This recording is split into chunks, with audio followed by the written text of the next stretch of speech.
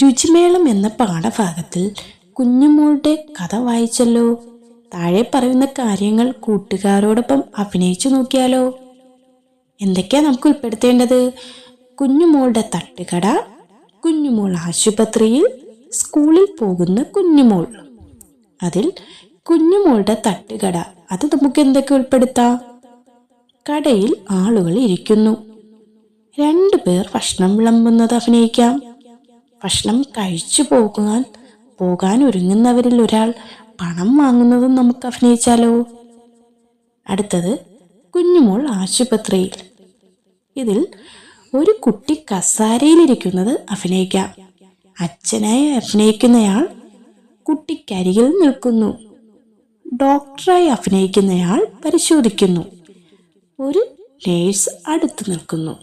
ഇത്രയുമാണ് നമുക്ക് കുഞ്ഞുമോളുടെ ആശുപത്രിയിൽ കാണിക്കേണ്ടത്. അടുത്ത് സ്കൂളിൽ പോകുന്ന കുഞ്ഞുമോൾ. അച്ഛനും അമ്മയ്ക്കും ടാറ്റ നൽകി സ്കൂളിലേക്ക് യാത്രയാകുന്ന കുഞ്ഞുമോൾ.